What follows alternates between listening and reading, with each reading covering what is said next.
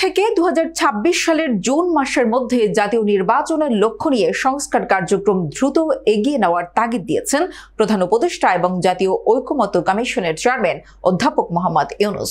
ঐকমত্য কমিশনের 2 সদস্যের সঙ্গে এক বৈঠকে তিনি এ তাগিদ দেন। শনিবার বিকেলে প্রধান উপদেষ্টার সরকারি বাসভবন যমুনায় এ বৈঠক অনুষ্ঠিত হয়।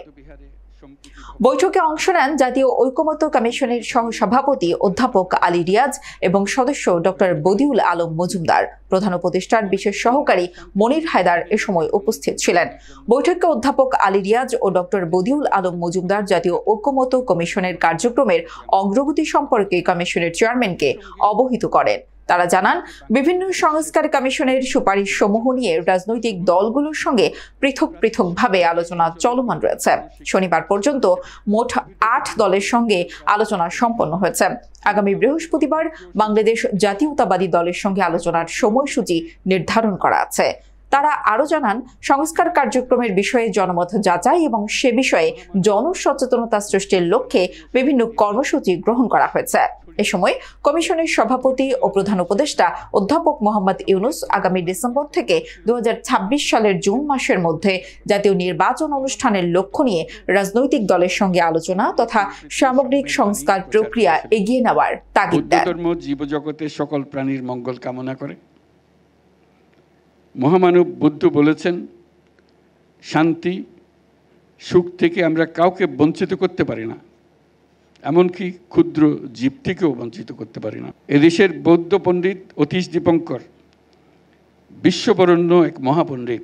মহামানব বুদ্ধের বাণী তিনি বহন করে দিয়েছিলেন সে মহাচীনের তিব্বতে। চীনে এখনও তাকে সর্বোচ্চ মর্যাদায় শ্রদ্ধা জানানো হয়। বৌদ্ধ ধর্মের নিদর্শন স্থাপনা, ঐতিহ্য ও পণ্ডিতগণ মানব সভ্যতার ইতিহাসে অত্যন্ত গুরুত্বপূর্ণ।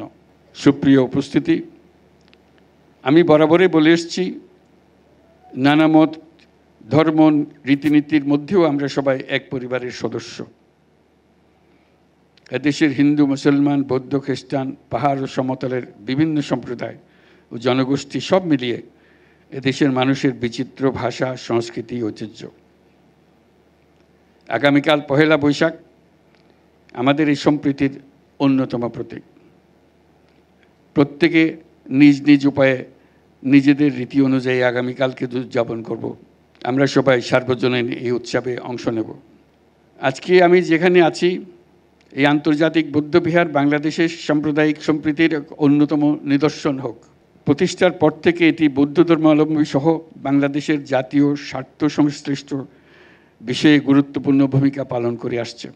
গৌতম বুদ্ধের অহিংসা ও সাম্যের বাণীর প্রতি শ্রদ্ধা রেখে বাংলাদেশের বৌদ্ধ সম্প্রদায়ের ধর্মীয়, সামাজিক ও সাংস্কৃতিক ঐতিহ্য সংরক্ষণ এবং কারিগরি শিক্ষাসহ বিভিন্ন জনকল্যাণকর কর্মসূচি পালন করে আসছে এই বৌদ্ধবিহার।